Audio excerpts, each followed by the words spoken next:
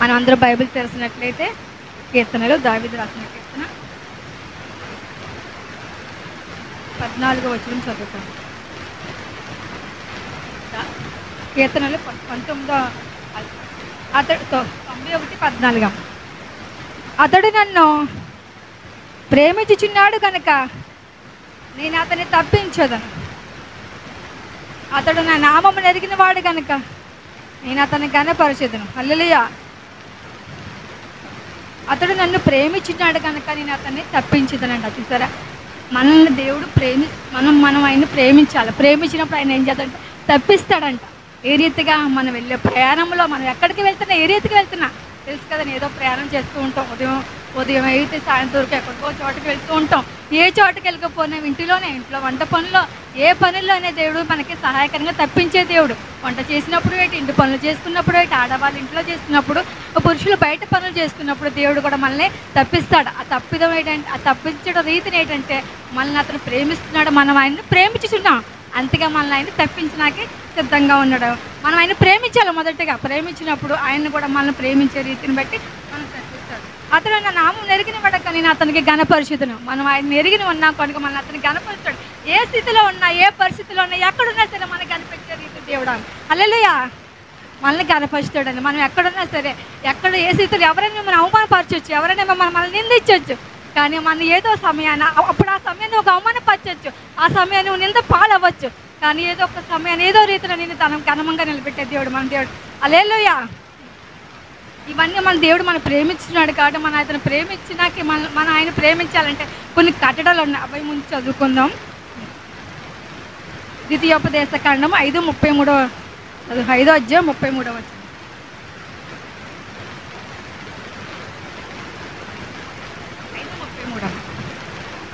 కాబట్టి మీరు కుడికే కానీ ఎడమకే కానీ తిరుగక మీ దేవుడైన యెహోవా ఆజ్ఞాపించినట్లు చేయుటకు జాగ్రత్త పడవలను. హల్లెలూయా.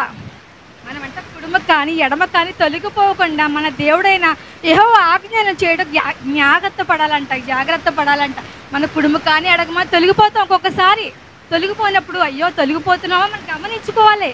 ఏ రీతి గమనించుకోవాలంటే బైబిల్ చదువుతూ, బైబిల్ చదివేయడం కాదు, చదివేసి పక్కన పెట్టేయడం కాదు. ఆ రీతి కదా చదివాను ప్రభా, ఇది బైబిల్ నేను వివరించుకున్నా, చదువుకున్న, జ్ఞానం చేసుకున్నాను, ఇంట్లో నాకు అర్థం అవ్వట్లేదేమో, నేను కుడుము కానీ ఎడమ కానీ తొలగిపోతున్నానేమో, నాకు చూపించి బయలుపరచని దేవుడిని అడగాలి. అడిగినప్పుడు కుడుము కానీ తొలగిపోతే, ఎడమ కానీ తొలగిపోతే మనం ఒకప్పుడు నీతిగానే బతికాం. అది కార్య ఆరంభం కంటే ప్రారంభం చాలా చాలా విలువైందన్నా, చాలా గొప్పదన్నా కదా ప్రభా. ప్రారంభం చేసినప్పుడు గొప్పగానే ప్రారంభించాను, గొప్పగానే చేసుకున్నాను. కానీ లాస్ట్కి వచ్చినప్పటికి అంతరం వచ్చినప్పటికి నేను చేయలేకపోతున్నాను, నీతిమంతులుగా నిలబడలేకపోతున్నాను ప్రభా. నీతిమంతులుగా ఎందుకు నిలబడలేకపోతున్నాను, నేను నీతిగా ఎందుకు ఉండలేకపోతున్నాను, ఎందుకు జారిపోతున్నాను ఆయన అడగాలి. అడిగినప్పుడు మనకు తెలియపోతాడు, నీతికి ఎందుకు జారిపోతున్నాను, నేను నీతి జారిపోయి పడిపోతున్నాను, ఎందుకు కుడికి పడిపోతున్నాను, ఎడకు పడిపోతున్నానా అని దేవుని అడిగినప్పుడు దేవుడు మనకి చూపిస్తాడు. అప్పుడు నీతిగా ఒకప్పుడు మొదట మన ప్రారంభించేది మంచిగానే ప్రారంభంతో, భక్తులు ఎదుగుతాం, జ్ఞానం ఎదుగుతాం, బైబిల్ జ్ఞానం ఎదుగుతాం, సంఘంలో ఎదుగుతాం, ఆత్మీయ జీవితం ఎదుగుతాం, ప్రార్థనలు ఎదుగుతాం, అన్నట్లు కూడా మంచిగా ఎదుగుతూ ఉంటాం ఫస్ట్లో స్టార్ట్ చేసినప్పుడు.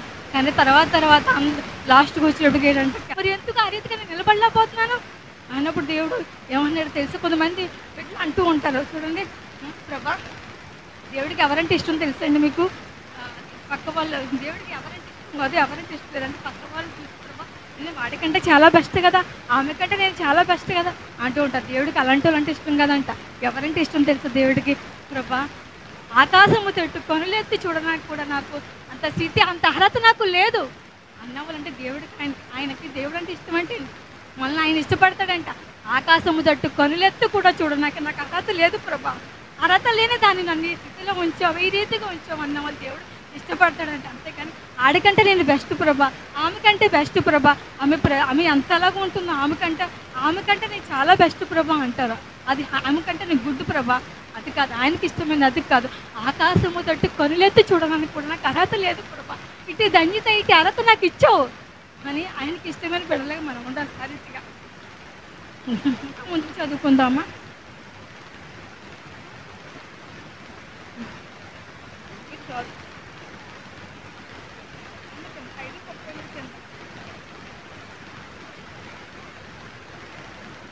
మీ దేవుడైన యెహోవా మీకు ఆజ్ఞాపించిన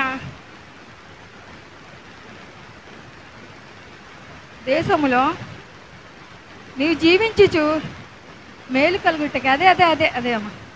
మీ దేవుడిని యెహోవా ఆజ్ఞాపించు దేశంలో జాగ్రత్త పడను.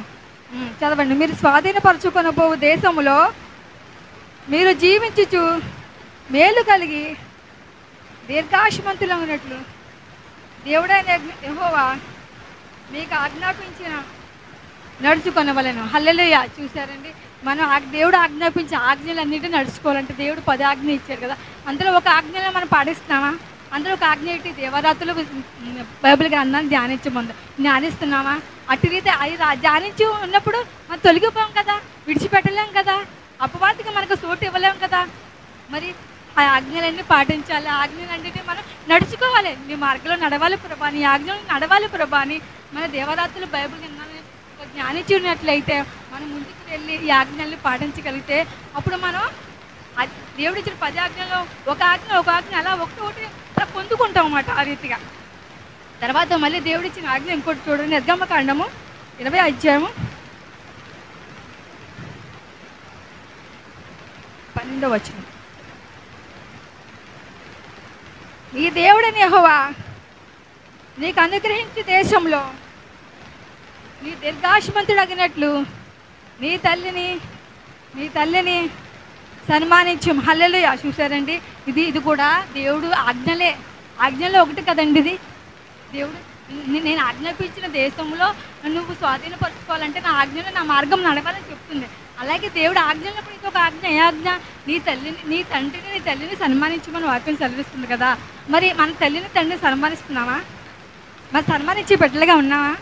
చూడండి, బిడ్డలు అనేక బిడ్డలు ఉంటారు బయట, అందరినీ కూడా ప్రేమిస్తూ ఉంటారు. ఇంట్లో తల్లిదండ్రులు ప్రేమించరు, తల్లిదండ్రులకి విలువ ఉండదు, విలువ లేని వాళ్ళగా చూస్తారు. ఎందుకు? బయట ఉంటారు, వాళ్ళతో నవ్వుతూ ఉంటారు, సరదాగా ఉంటారు, ఇంట్లోకి వచ్చేటప్పుడు గొడవ ఆ కేకలు వేస్తుంటారు. ఎందుకు? ఆజ్ఞ ఉంది కదా. నువ్వు దేవరాత్రులు బైబిల్ జ్ఞానం చేసేస్తున్నావు కదా, దేవరాత్రులు బైబిల్ చదివేస్తున్నావు కదా, మరి చదివినప్పుడు అందరూ ఒక ఆజ్ఞనే పాటించాలి కదా. ఇది కూడా ఒక ఆజ్ఞ కదా. ఆజ్ఞ ప్రకారం మనం ప్రవర్తిస్తున్నావా? ఆజ్ఞ ప్రకారంగా జీవిస్తున్నావా? ఏమనంత బైబిల్ గ్రంథంలో ఒక ఆజ్ఞ, నువ్వు దీర్ఘాయుష్మంతులకు తల్లిని తండ్రిని సన్మానించమని ఉంది కదా. మరి సన్మానించినప్పుడు ఎలా సన్మానించగలుగుతున్నావు? బయట అందరి వాళ్ళకి అలా ప్రేమతో దండలు వేస్తామే, సన్మానం చేస్తామే. సన్మానించడం అంటే దండలు వేసేయడం. మన ఇంట్లో అమ్మ నువ్వు ప్రేమగా ఉన్నావు, నువ్వు అలాగ ఉన్నావు, ఇలాగ ఉన్నావు, ఈ రీతిగా ఉన్నావు, సన్మానం చేస్తానని నువ్వు సన్మానించక్కర్లేదు. ప్రేమ కలిగి ఉంటాయి చాలు. తల్లిదండ్రులని తల్లి పట్ల ప్రేమ కలిగి ఉండాలి. ఆ తల్లి ఒక దినమని ఏం చేస్తుంది? నీకు జ్వరం వస్తే రాత్రి తెల్లవారులు డాక్టర్ల దగ్గరికి వెళ్ళి తీసుకెళ్తారు, తండ్రిగా తీసుకెళ్తారు. ఆ తండ్రి తీసుకెళ్ళినప్పుడు బాబు రాత్రి తెల్లవారు సిరప్ వేయాలి, ప్రతి 4 గంటలకు వేయాలి అంటారు. అన్నప్పుడు నిద్రహారాలు మానేసి నీకు తల్లి వేస్తుంది కదా. నిద్రహారాలు మానేద్దామో నా కుమారుడికి నా కుమార్తెకి రాత్రి తెల్లవారు నిద్రతో ఒకవేళ పడుకుంటే లగలేనేమో, నా బిడ్డకి జ్వరం తగ్గదేమో, ఈ జ్వరం ఎక్కువైపోతే నా బిడ్డ ఏమైపోతాడని తల్లి రాత్రి తెల్లవారు కూర్చుంటుంది. కూర్చుని నీకు 4 గంటలకు ఒకసారి సిరప్ వేస్తుంది, ఉదయానికి జ్వరం తగ్గేలా చేస్తుంది. ఆ తల్లి నువ్వు సన్మానిస్తున్నావు ఈరోజు? ఎక్కడ నీ సన్మానం? ఆ తండ్రి అయ్యో ఈ సిరపు తానాకి ఏదైనా ఇంట్లోకి వాడేస్తే నా బిడ్డకి సిరపు తానాకి డబ్బులు ఉండవని ఆ తండ్రి తండ్రి ఇంట్లో తనకు వచ్చి మానేసుకుని ఆ సిరపు తీసుకుని తన బిడ్డకి ప్రకటిస్తాడు. అటు రీతి తండ్రి సన్మానించగలుగుతున్నావా ఈరోజు? తండ్రిని ప్రేమించగలుగుతున్నావా? తల్లి పట్ల విధేయ చూపుతున్నావా? నీతి మార్గంలో నడిచేస్తున్నాం అనుకుంటున్నామో, కానీ నీతి మార్గం ఏది అనుసరిస్తున్నాం? మనం బైబిల్ గ్రంథాన్ని ఏం అనుసరించి నడుగుతున్నాం? ఆజ్ఞలు పాటిస్తున్నారా? ప్రతి ఒక్కరూ కూడా ఆ రీతిగా దేవుడు సన్మానించమన్నాడు కదా అని తల్లిదండ్రులు సన్మానించమంటే ఏదో సాల్వ లేపు కప్పేయడం కాదమ్మా. తల్లిదండ్రులు ప్రేమగా చూసుకోవాలి. ఆ తండ్రి కూడా ఏం చేస్తారు? తండ్రి తనకి బట్టలు కొనుక్కోవడం మానేసి నా బిడ్డలో నా కుమారుడు నా కుమార్తె మంచిగా తిరగాలి, నేను ఇంట్లోనే ఉంటాను, నాకు ఎలా ఉన్నా పర్లేదు అనుకుంటాడు తండ్రి. కానీ బయట నా కుమారుడు మంచి దర్జాగా తిరగాలి, ఎందుకంటే ఫ్రెండ్స్ ముందు నా కుమారుడు చీపుగా ఉండకూడదు, హేళనగా ఉండకూడదని తన పాత షర్ట్లు వేసుకుని తండ్రి ఉంటాడు. తన కుమారుడికి మంచి షర్ట్లు మంచి బట్టలు కొంటాడు. మరి అలాంటి తండ్రిని ఎలా ప్రేమిస్తున్నావు ఈరోజు? మరి తల్లిదండ్రులు ప్రేమించకపోతే నువ్వు బైబిల్కి అందరిని పాటించినట్లేనా? దేవుడు ఆజ్ఞ పాటించినట్లేనా? తల్లి తల్లి ఎంతో నా నేను నేను చిన్నప్పుడు ఏం చేస్తానండి, నా తల్లి ఎక్కువ పరిసరికి వెళ్తుండే సువార్తకి వెళ్ళినప్పుడు ఎక్కువగా ఏం చేసేదంటే పొద్దున్న రేపు మాకు బాక్స్లో పెట్టేసి వెళ్ళిపోయేది. వెళ్ళినప్పుడు అమ్మ నా అన్ని పనులు చేసుకుంటాను, ఏమన్నా పని ఉంటే వచ్చి స్కూల్ నుంచి వచ్చాక చెయ్యమ్మనేది. అప్పుడు నేను 7th 8th class 9th class చదువుకునే వయసు అన్నమాట. అప్పుడు అమ్మ అలా వెళ్ళి సువార్తకి వెళ్తామంటే వచ్చేటప్పటికి ఏమైనా పని ఉంటే చేయమ్మ, కుదిరితే చేయి, చదువుకుని హోంవర్క్లు గట్ట ఉంటే వచ్చాక చేసుకుంటాను అని అన్ని పనులు చేసేసి అమ్మ ఏం చేసేదంటే కబ్బురండి అంట్లు సామాన్లు గిన్నెలు వేసి ఉంచేది. వచ్చేటప్పటికి అక్కడి అంతా ఒక 5 కిలోమీటర్లు ఉంటుంది. 5 కిలోమీటర్ల నుంచి నడుచుకుంటూ వచ్చి ఇంటికి వచ్చి అమ్మ సువార్తకి వెళ్ళింది, అమ్మ ప్రార్థన పరిచర్యకి వెళ్ళిందని ఆ సామాన్లన్నీ తోమిదాన్ని. అంటే అమ్మగారు మీరు అలా చెప్తున్నారేమో అనుకోవచ్చు, కానీ చెప్పాలి, తెలుసుకోవాలి మీరు కూడానే. ఆ రోజు అలా నా తల్లికి చేసిన వల్ల మీరు కూడా నేను చేశాను, మీరు కూడా ఆ రీతిగా చేస్తారని చెప్తున్నాను. అది ఆ రోజు సాయంత్రం వచ్చినట్టుగా రాగానే బుక్స్ అక్కడ పెట్టి డ్రెస్ మార్చుకొని ఆ సామాన్లు ఎలా ఉంది తెలుసండి మీకు ఒకసారి? ఇప్పుడు అంటే గ్యాసులు వచ్చినప్పుడు కట్టెలు పొయ్య నల్లగా ఉండి సామాన్లు, అవన్నీ కూడా నల్లగా ఉండి సామాన్లు తోమి పక్కన పెట్టిద్దని అమ్మ వచ్చి చూసారా. తల్లి పరిచర్యకి వెళ్ళింది, తల్లి ప్రార్థనకి వెళ్ళి తల్లి అప్పుడు కూడా ఆటోలు ఎక్కి వెళ్ళేది కదా నా తల్లి. ఎందుకంటే ఆ సమయాన్ని ధనం లేక నడుచుకుంటూ అంత దూరం వెళ్ళి పరిచర్య చేసి వచ్చింది. నా తల్లి నీరసం అయిపోతే బలహీనతరాలు అయిపోతే పోలే అని నాకు తోచిన సహాయం నేను చేయగలది. నేను ఎక్కువ చేయలేను, వంటలు చేసి బట్టలు కట్టి శక్తి నాకు లేదు. నా తల్లికి ఎంతో కొంచెం కొద్దిపాటి సహాయం చేయాలని అనుకున్నాను. ఆ కొద్దిపాటి సహాయం చేసింది. అప్పుడు తల్లి సంతోషిస్తుంది. అమ్మ వచ్చేటప్పటికి నా బిడ్డ ఇలా చేసింది ఆనందంగా ఉంటుంది. వచ్చినట్టు కొంచెం అద తీసినట్టు ఉంటుంది కదా, తల్లికి కొంచెం ఓదార్పిచ్చినట్టు ఉంటుంది కదా. ఆ రీతిగా ఉంటున్నామా మనం? ఆ రీతిగా చేస్తున్నామా తల్లి పట్ల? తల్లిని ప్రేమించాలండి. బయట వాళ్ళతో ప్రేమ కలపడం కాదు, తల్లిని ఇంట్లో ఉన్న తల్లిని ప్రేమించాలి, ఇంట్లో ఉన్న తండ్రిని ప్రేమించాలి, తండ్రికి విధేయత ఉండాలి, తల్లిని ప్రేమ కలిగి ఉండాలి. అది మన అంతేగాని అంతే బైబిల్కి అందాన్ని చదివిస్తున్నాం అంటారు, బైబిల్ నువ్వు రోజు జ్ఞానం చేస్తున్నాం అంటారు కదా. తల్లిదండ్రులు ప్రేమించి తల్లిదండ్రులకి విలువ ఇవ్వరు. నీతిమంతులుగా ఉంటాం, మా నీతి జారిపోకుండా ఉండాలని ఎంతో పత్తి చేస్తూ ఉంటాం. కానీ ఇలాంటి చిన్న చిన్న విషయాల్లో తల్లిదండ్రులు బాధ పెట్టిన వల్ల మన ఆశీర్వాదాలు కోల్పోతూ ఉంటాం, మన దీవెనలు కోల్పోతూ ఉంటాం. ఎందుకు అలా కోల్పోవాలి? బైబిల్ గ్రంథాన్ని మనం పాటించినప్పుడు ఎందుకు కోల్పోవాలి? ఆ స్థితి మనం ఎందుకు రావాలి? ఈరోజు రానివ్వకూడదు. అట్టి రీతిగా తండ్రులు బిడ్డలు కూడా కుమారులు కూడా ఎట్టి రీతిగా ఉంటారంటే ఆ తండ్రిని ప్రేమించరు, విధేయులు ఉండరు, చూడరు. ఇప్పుడు మగపిల్లలు ఏం చేస్తున్నారంటే, ఇప్పుడు ఆడవాళ్ళ గురించి మొదలు చెప్పుకోండి, లేడీస్ ఫస్ట్ కదా, ముందు లేడీస్ గురించి చెప్పుకున్నాం. అమ్మాయిలు అంటారు, అమ్మాయిల తగ్గించవద్దు. తెల్ల అన్నారు కదా అమ్మగారు, మరి అమ్మాయిల దగ్గరికి వెళ్ళేరేటు అంటారు. మరి అమ్మాయి నుంచే కదా తల్లి వస్తుంది. ముందు అమ్మాయి, ముందు పాప అనుకోండి, తర్వాత అమ్మాయి, తర్వాత తల్లి, అంతేనా? అమ్మాయి ముందు అమ్మాయిని చూసుకుందాం. అమ్మాయి ఎలా ఉంటుంది? అమ్మాయి ఎలా ఉంటుందంటే ముందు అమ్మాయిలుగా ఉన్నప్పుడైతే మనమైతే ఆ బిడ్డ అలాగే తల్లి అమ్మాయి ఎలా ఉంటుందంటే చిన్నప్పుడు చాలా ఏంటంటే చాలా సున్నితంగా ఉంటుంది. ఇంటిలో తల్లి పట్ల సున్నితంగా ఉంటుంది. ఒకవేళ ఫీవర్ వచ్చినా ఇంజక్షన్ చేయించుకోదు, ఏమి చేయించుకోదు, ఎంతో బలహీనంగా ఉంటుంది. కానీ అంత బలహీనంగా ఉన్నా సరే ఏం చేస్తుంది? పొద్దున పెళ్ళి అవుతుంది, పెళ్ళయి పిల్లలు పుడతారు. ముందు పిల్లలు పుట్టుకోమని చెప్పుకోండి, పెళ్ళి అవుతుంది. పెళ్ళి అయ్యాక ఆ తర్వాత భర్త ఎలాంటి వస్తాడో మనకేం తెలుసు? దేవుడి చిత్తం అయితే మంచి భర్త రావాలి, దేవుడి చిత్తం అనుకోండి. కానీ ఒకవేళ ఏ పరిస్థితిలో మన దేవుడు మన గమనించి మన నడవడికిన మన పరిస్థితిని గమనించే దేవుడు అయితే మనకు చిన్న ముళ్ళు పెడతాడు. ఆ ముళ్ళని తీసేసుకునేలా ఉండాలి, జాగ్రత్త పడి ఉండాలి. అప్పుడు అమ్మాయికి పెళ్ళి అవుతే భర్త శోధించవచ్చు, అత్తమ్మ శోధించవచ్చు. కానీ ఒకప్పుడు కుమార్తె ఎలా పెరిగింది? ఇంట్లో ఎంతో అనుభవంగా పెరిగింది, ఎంతో సున్నితంగా పెరిగింది. ఆ తల్లి అమ్మ ఏ పని చెప్పకుండా ప్రేమగా పెంచుతుందండి. మీరు అందరూ అలా పెరిగారు కదా, ఆడవాళ్ళు పెరిగారు. తర్వాత మొగ్గుల గురించి చెప్తున్నాను, పుష్టి ముందు తర్వాత ముందు లేడీస్ ఫస్ట్ కనుక లేడీస్ని చెప్తాను.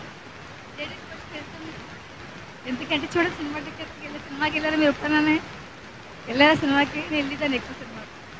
నేను సినిమాకి వెళ్ళిద్దాను, నిజం చెప్తున్నాను అమ్మాయి, చెప్పాలి కదా. ఎన్ని సినిమాలు చూస్తాను తెలుసా? మా ఊర్లో మా అమ్మ సినిమాలు పంపించేవారు కాదు. తెలుసండి, సమ్మర్ ఆడేసి వస్తాయి కదా ఎండాకాలం, అందులో మా అమ్మమ్మ గారు తొలుగు మాట అందుకైతే మా తమ్ముడు నేను ఆ సెలవులకు వెళ్ళిపోయి ఎన్ని రోజులు అయితే అన్ని రోజులు వెళ్ళిపోవాలి. వెళ్ళిపోతే మా అమ్మమ్మ గారు ఊళ్ళో పక్కన అందులో బిల్డింగ్ దగ్గర ఉంటుంది మాకు సినిమా హాల్. అందులో ఫైట్ చేస్తే ఇందులో ఫైట్ అయిపోతున్నారు. ఇందులో ఫైటింగ్ జరిగినట్టు అలా ఉంటే మేము వస్తున్నామని ఒక ఉత్తరం వేస్తే వాళ్ళు ఏం చేసేవారు అనుకున్న సినిమాలన్నీ ఆఫర్లో పెట్టేవారు. మేము వచ్చే వరకు, నేను మా తమ్ముడు వచ్చే వరకు మేము వెళ్ళాక అప్పుడు మాతో పాటు రోజుకి 2 అయితే 3 అన్ని సినిమాలు చూసాను తెలుసమ్మా నేను. దేవుణ్ణి ఎన్ని సినిమాలు అనుకుంటున్నారా, అన్ని సినిమాలు చూశాను. కానీ దేవుణ్ణి అంగీకరించాక అవన్నీ విసర్జించాను.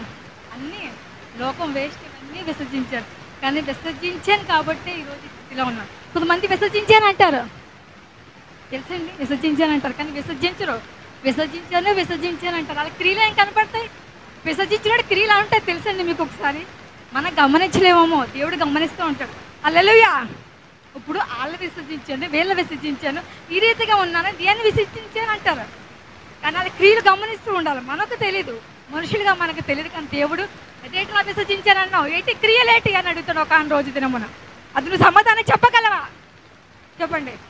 విసర్జించాలంటే నిజంగా విసర్జించగలగాలి. ఎందుకంటే దేవుడు ఏమని చెప్తా, అవునంటే అవును, కాదంటే కానీ, ఆ రీతిగా నువ్వు ఉండాలి. విసర్జించానని చెప్పావు కదా, అప్పుడు నేను విసర్జించాను. ఈరోజు కూడా నేను సినిమాలు వెళ్ళను అనేసి చాలా రోజులు అయ్యిందండి, చాలా దినములు అయ్యింది. దినములు కాదు, చాలా సంవత్సరములు అయ్యింది. అప్పుడు విసర్జించాను.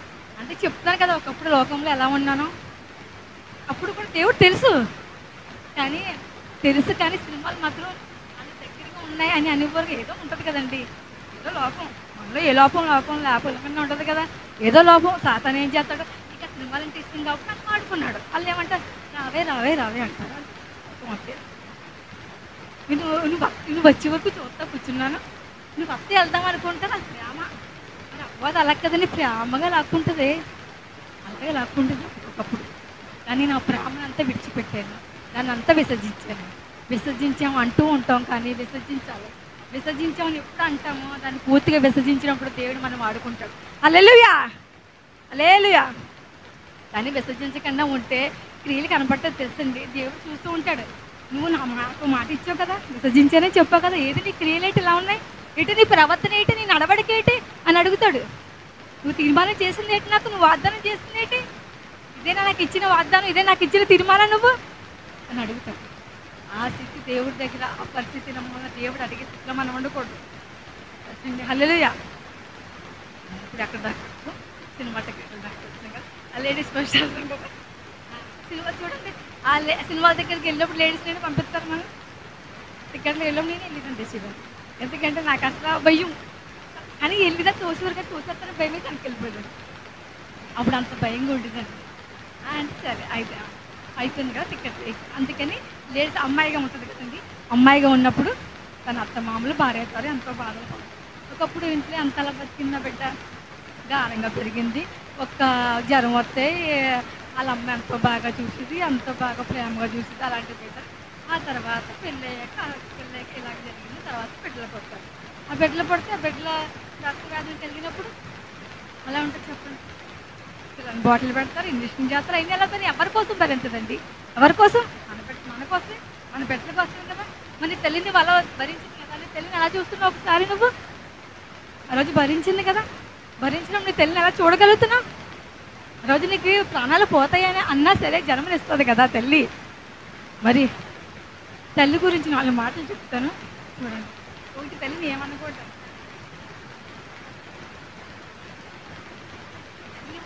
తల్లి మన జీవితంలో ఉన్నవాళ్ళు చాలా లక్కీ పర్సన్ తెలుసండి. తల్లి లేని బిడ్డలు ఎంతోమంది ఉంటారు. కానీ మనకు తల్లిని కలిగి ఉన్నామంటే మన లక్కీ, చాలా లక్కీ తెలుసండి. హల్లెలూయా. ఎవరికి తల్లి లేకుండా ఉండకూడదు, తల్లి ఉండాలి.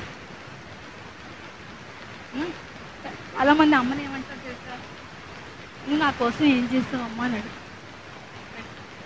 కుమారుడు కావచ్చు, కుమార్తె కావచ్చు, ఎవరైనా, కుమారుడు కావచ్చు, కుమార్తె కావచ్చు, నా కోసం ఏం చేసిందండి అమ్మ? ఆ గర్భం ధరించేది, తెలిసి డెలివరీ సమయంలో ఎంత వేదన ఉంటుంది. ఆ వేదనలో చనిపోతానో ప్రాణాలు కోల్పోతాయినా సరే మనకి జన్మనిస్తుంది కదండి. మన ప్రాణాలు కోల్పోతే మన తెలుసు ఆ స్థితిలో అనుకుంటాం చచ్చిపోతామేమో అనుకుంటాం. కానీ మన కుమారుడు కుమార్తె పుట్టాక ఆ బాధ గుర్తుంటుందంటే అండి మనకి. అసలు అది ఎలా జరిగిందో కూడా తెలియదు మనకి. ఎలా పుట్టారో అప్పుడు నొప్పులు ఎలా ఆ పెయిన్స్ ఎలా ఉన్నా కూడా మనకు తెలియదండి. అంత అంత రీతిగా ఉంటుంది ఆ జన్మ బిడ్డకి ఇవ్వడం. అలాంటి తల్లిని నీకేం తెలుసు, నాకేం ఇచ్చావు, అదేనా మన బిడ్డలుగా ప్రవర్తించేది, బిడ్డలుగా మన తల్లిని అడిగేది. ఆ రీతిగా ఉంటామా మనం? అప్పుడు ఆ సమయంలో గుండె ఆ తల్లి ఎలా ఉంటుందో తెలుసండి. గుండె పగిలేలా బాధపడతాను, నువ్వు నా కోసం ఏమి చేసావు, ఏమి చేసావు అన్నప్పుడు గుండె బాధ, తల్లి గుండె పగిలిపోతాయి. ఆ డెలివరీ సమయంలో ప్రాణాలు పోతాయన్న లెక్క చేయకుండా నిన్ను జన్మనిస్తుంది. ఆ తల్లిని అలా అనొచ్చమ్మ, అది అనేవాళ్ళగా ఉండకూడదు. ఆ తర్వాత రెండో పాయింట్ ఏంటంటే మన తల్లి గురించి ఇంకో మాట కూడా అనకూడదు. నీకేమీ రాదు, మనకి ఏమీ రాదండి. నీకు ఏమీ రాకపోతే నీకు నడవడం ఎవరు నేర్పించారు, తినడం ఎవరు నేర్పించాడు చెప్పండి? నీకు శుభ్రం, అమ్మ ఈ రీతిగా ఉండాలి, ఈ రీతిగా ఉండాలని మనం ఎలా నేర్పించాం? ఇవన్నీ ఎవరి దగ్గర నేర్చుకున్నాం? మన తల్లి దగ్గర నేర్చుకున్నాం. నడవడం రానప్పుడు ఇప్పుడు అలానే పడిపోతుంది, చేయబట్టి తల్లి నడిపిస్తారు, తండ్రి నడిపిస్తారు. ఆ రోజు తల్లి తండ్రి చేయబట్టి నడిపించినప్పుడు నీ తండ్రిని ఏం మాట్లాడుతున్నావు నువ్వు? నీ తల్లిని మాట్లాడుతున్నావు ఇలాగా? నడవడం నేర్పిస్తుంది, తినడం నేర్పిస్తుంది, మాట్లాడడం కూడా తల్లి నేర్పిస్తుంది. అమ్మను, తాతను, అయ్యాను. కానీ అలాంటి తల్లి నీకు ఏమీ రాదని అడగకూడదు. అలా అడిగామనుకోండి, సూర్యుడికి ప్రకాశించడం తెలీదా? తెలియదు అన్నట్టు ఉంటుంది. సూర్యుడు ప్రకాశించి ఎలా ఉంటుంది చెప్పండి ఒకసారి? చీకటి అయిపోతుంది అంతా. తల్లిని అలాగంటే సూర్యుడు ప్రకాశించి తెలియదు అన్నట్టు కాదు. తల్లిని ఎప్పుడు మనం అలా అనకూడదు. కానీ ఇప్పుడున్న సిచ్యువేషన్ బట్టి తల్లికి కొన్ని టెక్నాలజీ తెలియదు, అందుకే తల్లి అలా మాట్లాడుతూ ఉంటుంది తెలుసా? టెక్నాలజీ తల్లికి తెలియదండి. ఎందుకంటే ఆ వయసులో ఆ కాలంలో అలా అయిపోయింది తల్లి, ఆ కాలంలో అలా ఉండేది.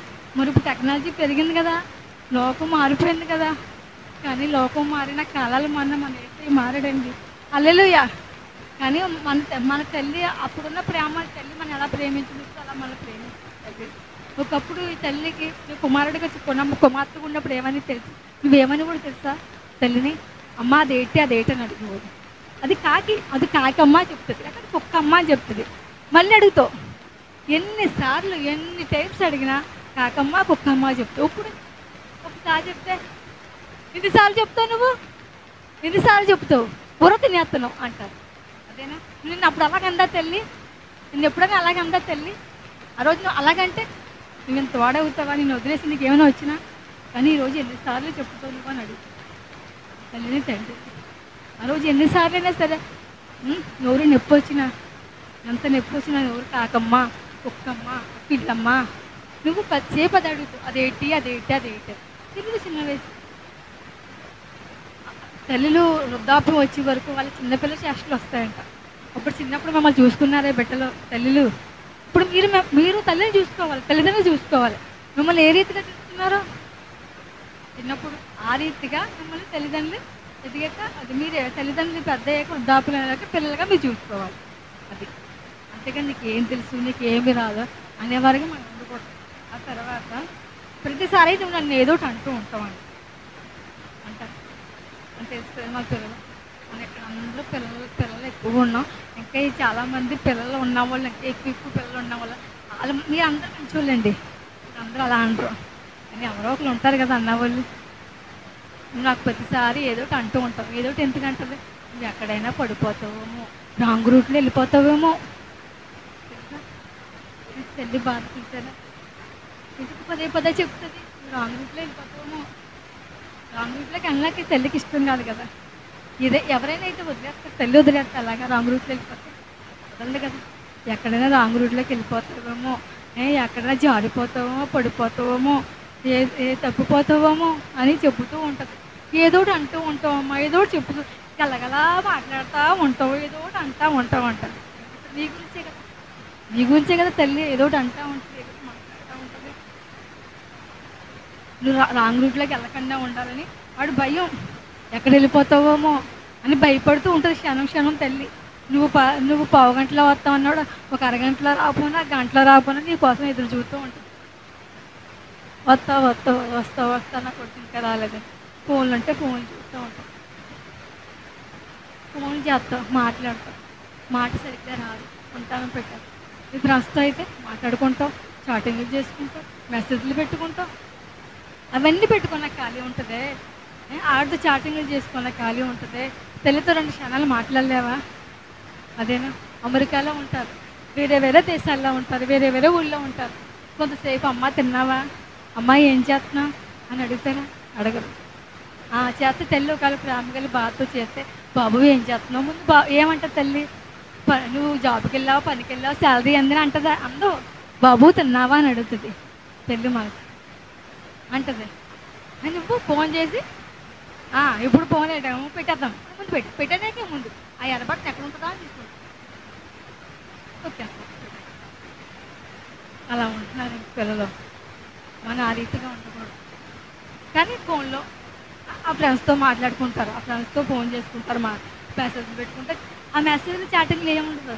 ఏం చేస్తున్నావే, ఏం కొడుతున్నావే, ఏం చేస్తున్నావు, ఏం పెట్టారు, ఫోన్ చేసి మాట్లాడుకోవచ్చు కదా 2 మాటల్లో. ఎందుకు అటేమైనా వేస్ట్ చేసుకోవడం అలాగా? ఫోన్లు అండి, ఫోన్లు వాడండి చెప్తున్నాను. ఫోన్లు ఒకప్పుడు లేవు, కానీ ఉన్నాయి ఇప్పుడు ఫోన్లు. కానీ అది ఎంతవరకు వాడాలో అంతవరకే వాడాలి. ఆ ఫోన్లు ఎప్పుడు వాడడం వల్ల మన ఆత్మీయ జీవితాన్ని కోల్పోవటం తెలిసింది. మీ జీవితం మనకు ఉండదు. ఎందుకంటే ప్రార్థన చేస్తే కొంతమంది చూడండి ఫోన్ చూస్తూ ఉంటారు. ఏంటది? ఎందుకు వచ్చావు నువ్వు మందిరానికి? నువ్వు మందిరానికి ఎందుకు వచ్చావు? దేవుని కనపరచడానికి వచ్చావా, దేవుని శుద్ధించడానికి వచ్చావా, లేకపోతే ఫోన్లో ఎవరికైనా పేరు మీ ఫ్రెండ్స్ చాటింగ్ చేసుకోడానికి వచ్చావా, మెసేజ్లు పెట్టుకోడానికి వచ్చావా? ఇదేనా? అలాంటి వాడు రాకు, బయట చేసుకుని రా.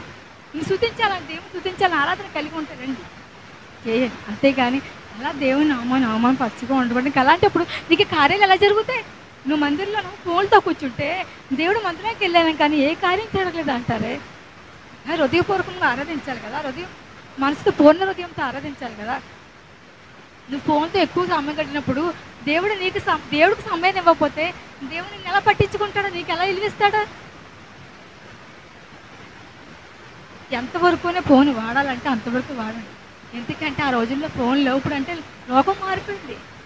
ఎందుకంటే అన్ని ఫోన్ ద్వారా ఏదైనా ధనం వేయాలన్నా, ఏదైనా చేయాలన్నా ఫోన్లే. అందుకని ఫోన్ మొత్తం మానేసి పక్కనెట్టామని అన్నట్లే. నీ ఆత్మీయ జీవితాన్ని కోల్పోకుండా ఉంటాయి చాలు. హల్లెలూయా. తర్వాత మళ్ళీ ఇంకో మాట అంటా తెలిసిన బిడ్డలో, నువ్వు నా లైఫ్లోకి ఎంటర్ అవ్వకుంటావు. తల్లి ఎంటర్ అవ్వకపోతే ఎవరు అవుతారు? లేవు, చాలామంది ఎంటర్ అవుతున్నారు. ఆ ఎంటర్ అవ్వరు ఎలా ఉంటారు అనుకుంటున్నారు? ఉంటారు. లైఫ్లోకి ఎంటర్ అంటారు. లైఫ్లోకి ఎంటర్ అవ్వదండి. లైఫ్లో నీ ప్రపంచంలో నువ్వు ఊపిరి పీల్చుకుని ప్రతి క్షణం నీ ఊపిరిలో నీ తల్లి ఉంటుంది. హల్లెలూయా. తెలుసండి? తెలుసమ్మా, మనం ఊపిరి పీల్చుకుని ప్రతి దాంట్లో తెల్లి ఉంటుంది. నువ్వు తల్లి కొంచెం మర్చిపోవచ్చేమో, తండ్రిని కొంచెం మర్చిపోవచ్చేమో, మర్చిపోదు. తల్లి మర్చిపోదు. నీ ప్రతి ఊపిరిలో తల్లి ఉంటుంది ప్రతి క్షణం. అటు తల్లి నా లైఫ్లోకి ఎంటర్ ఆ ప్రపంచం ఏముండదు తల్లికి. నువ్వే ప్రపంచం, నువ్వే లోకం. అలా తల్లి పట్ల ఆ రీతిగా ఉండకండి. ఎందుకంటే మనం బైబిల్ చదువుతున్నాం, బైబిల్ జ్ఞానిస్తున్నాం. దేవరాత్రులు జ్ఞానించే వాళ్ళు ఉండొచ్చు, ఉదయం నుంచి సాయంత్రం జ్ఞానిస్తున్నాం. ఎప్పుడు పడితే అప్పుడు జ్ఞానించుకుంటూ ఉంటున్నాం. అని దాన్ని బట్టి నడుచుకుంటున్నామా తెలుసుకోవాలి. దాన్ని బట్టి మనం ముందుకు వెళ్తున్నామా తెలుసుకోవాలి. అట్టి రీతిగా తెలుసుకున్నప్పుడు, దాన్ని బట్టి నడుచుకున్నప్పుడు, దాన్ని బట్టి విధేయలో ఉన్నప్పుడు మనకు అన్నీ తెలుస్తాయి. మనం ఎక్కువ బైబిల్ చదువుతూ ఉంటే, ఎక్కువ జ్ఞానం చేస్తూ ఉంటే మనకు కొంచెం దేవుడు తెలియపరుస్తుంటాడు. ఇంకో అబ్బాయి ఇలా చేయకూడదు, ఇంకో తప్పు ఎట్లా బయలుపరుస్తాడు. ఒక తెలియలేదా? మనం ఏదైనా చేసాం అనుకోండి, అది తప్పుగా అనిపించినట్టు కూడా మనం చేస్తాడు దేవుడు. హల్లెలూయా. చేస్తాడు. ఎందుకు చేయడు? నువ్వు నీతిగా బతుకు, యథార్థంగా బతుకు, న్యాయంగా బతుకు, నీకు అన్ని బయలుపరిచి నాకు సిద్ధపాటు కలిగి ఉన్నాడు ఆయన. హల్లెలూయా. తెలుసండి? నువ్వు ఒకవేళ తప్పిపోతున్నామో, వరే అబ్బాయి, అమ్మా తల్లి తప్పిపోతున్నావా అని చెప్తాడు దేవుడు. అన్నప్పుడు తండ్రి ఎక్కడ తప్పిపోతున్నాను ఏసయ్య, ఎక్కడ జారిపోతున్నాను ఏసయ్య అని ఆయన అడగాలి. తప్పిపోయానులే, తర్వాత చూసుకుందాంలే, ఉండండి, ముందు లేట్ అయిపోతున్నాడు, వెళ్ళిపోవాలి, ఉండు ప్రభా అని వెళ్ళిపోకూడదు. ఒక మన వెళ్ళిపోవనుకో జారిపోతామండి. మనం జారిపోకూడదు. అయ్యో దేవుడు ఏదో బలిపరుస్తున్నాడే ప్రభా, నాకు తెలియట్లేదు, నాకు అర్థం అవుతలేదు ప్రభా అని అడగాలి. అదే తల్లిదండ్రులు సమాయించాలి. పురుషులకు వెళ్దాం. పురుషులో ఉన్నారు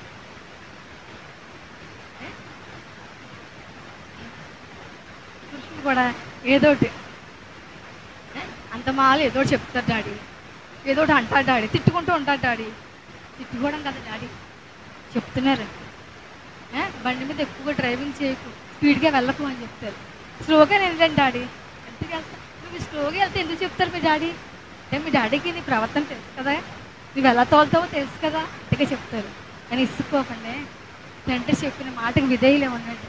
తండ్రి మాట విధేయులు ఉంటారు. తండ్రికి ఒకవేళ నీరసం వచ్చిన బలహీన డాడీ నీరసంగా ఉందా డాడీ, హాస్పిటల్కి వెళ్దామా డాడీ అని చూపించాలి. ఎందుకంటే నా కొడుకు ఉన్నాడు, ధైర్యం కలిగి ఉంటాడు.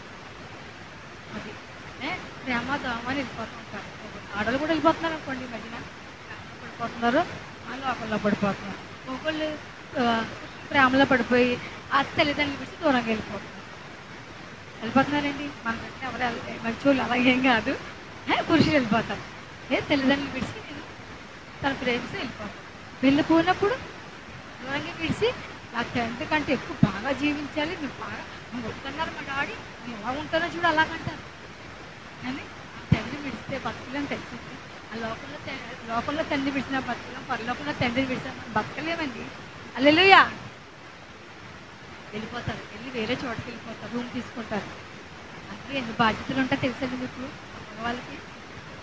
ఇప్పుడు తెలిసి ఉన్నప్పుడు డాడీ తెచ్చివారు అన్నీ. డాడీ వాటర్ కావాలి డాడీ, డాడీ టిఫిన్ కావాలి డాడీ. ఇప్పుడు ఎవరు తెస్తారు డాడీ టిఫిన్ వాటర్? నువ్వు తేవాలి, నువ్వు తేవాలి మనం. ఇప్పుడు నువ్వు తేవాలి. ఒకప్పుడు డాడీ చూసుకునేవారు అన్ని, వాటర్ చూసుకునేవారు, టిఫిన్ చూసుకునేవారు, ఇంట్లోకి అన్నీ చూసుకునేవారు డాడీ. ఇప్పుడు ఏమండి అంటారు ఎవరు? భార్య. అంతేనా? ఏమండి అంటే ఏమని వెళ్ళాలి దగ్గరికి. వెళ్ళకపోతే ప్రేమించావు కదా, ప్రేమించావా? ప్రేమించినప్పుడు బెడ్ కాఫీ ఇవ్వాలి, ఇచ్చినప్పుడు పాలు తేవాలండి, బయటికి వెళ్ళి పాలు పెడతారు. వాళ్ళు పాలు పెడితే అలాగే ఏం చేస్తాం, ప్రేమించాం కదా మరి, తెచ్చుకోవాలి. టీ పెట్టి కాఫీ పెట్టి ఇవ్వాలి. ఇవ్వలేదనుకో, అమ్మో లేవగానే మా మమ్మీ మా డాడీ కాఫీ ఇచ్చేవారు, నన్ను ఎంత బాగా చూసుకునేవారో, ఎంత ప్రేమగా చూసుకునేవారో. ఇప్పుడు నువ్వు కాఫీ కూడా ఇవ్వట్లేదు. ప్రేమించానన్నావు, నా కోసం ప్రాణం పెడతానన్నావు, అంతేనండి. ప్రాణం పడతానన్నావు, ప్రేమించానన్నావు, కాఫీ కూడా ఇవ్వట్లేదు. అయ్యి బాబు ఎందుకులే బాబు కాఫీ ఇచ్చేది అయిపోయింది.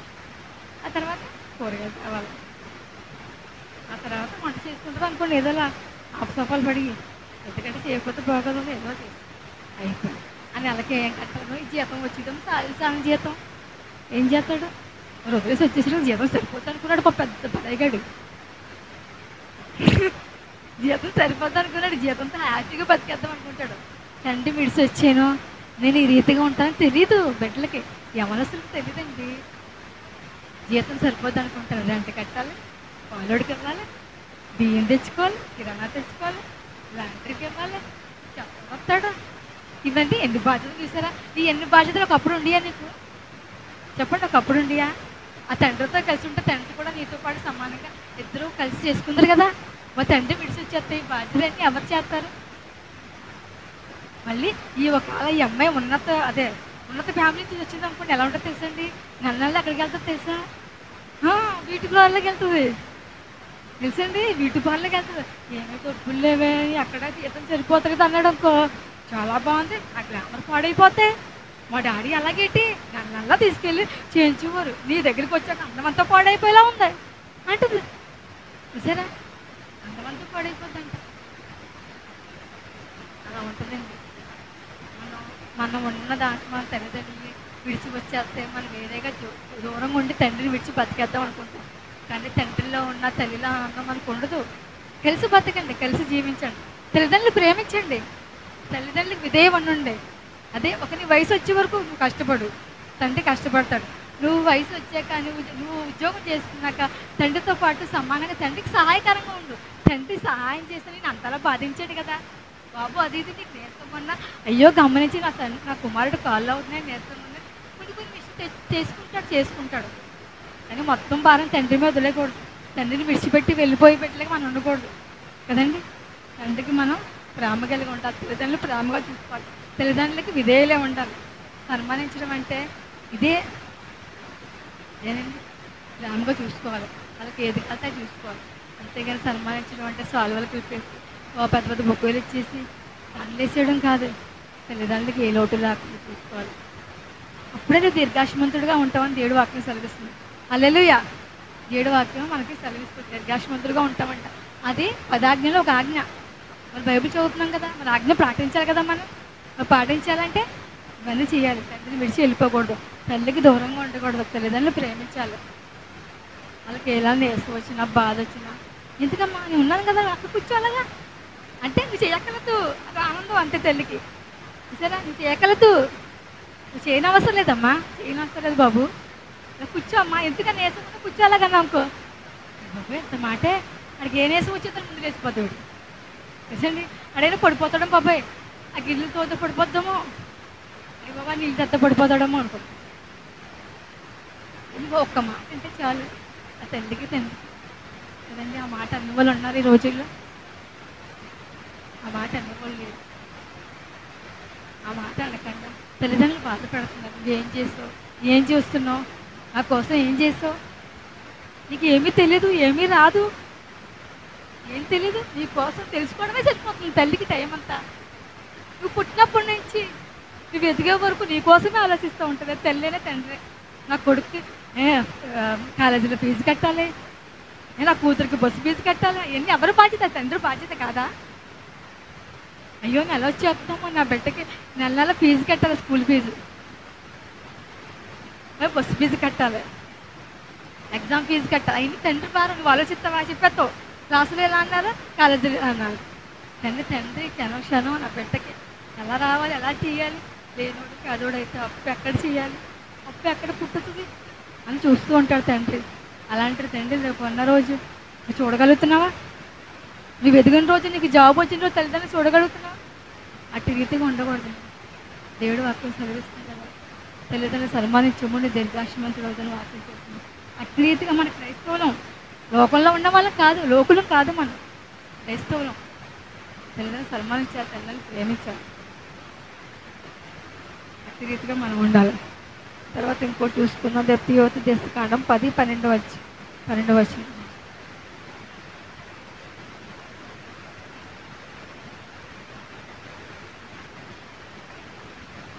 కాబట్టి ఇశ్రాయేలు నీ దేవుడైన యెహోవాకు భయపడి ఆయన మార్గములన్నిటిలో నడుచుచు ఆయన ప్రేమించి నీ దేవుడైన యెహోవాను నీ పూర్ణ మనసుతోనూ నీ పూర్ణ ఆత్మతోనూ సేవించి నీ మేలు కొరకు నేడు నేను నీకు ఆజ్ఞాపించు యెహోవా ఆజ్ఞలను కట్టడలను అనుసరించి నడుచుకుందనని మాట కాక నీ దేవుడైన యెహోవా నిన్ను మరి ఏమి అడుగుతున్నాడు?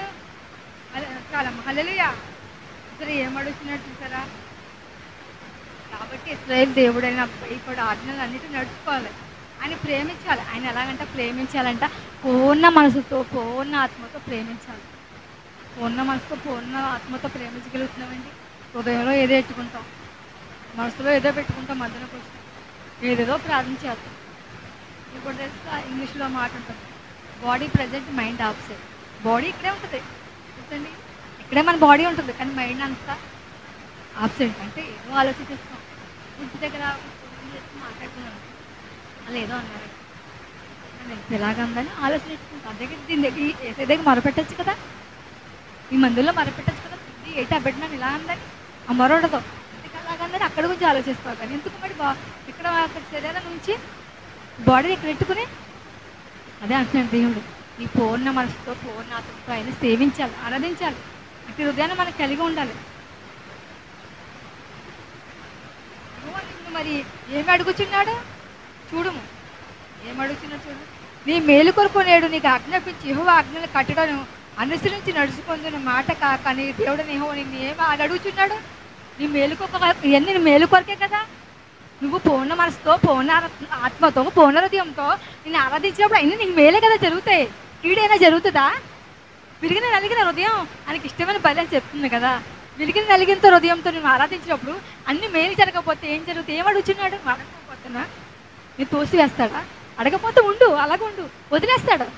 నువ్వు అడక్కు, నువ్వు పూర్ణ హృదయంతో పూర్ణ మనసుతో అడక్కు, వదిలేస్తాడు. వదిలేస్తే మళ్ళీ వెళ్తావు. నిన్ను పట్టుకోవడానికి సిద్ధంగా ఉన్నప్పుడు వదిలేసినప్పుడు హల్లెలూయా.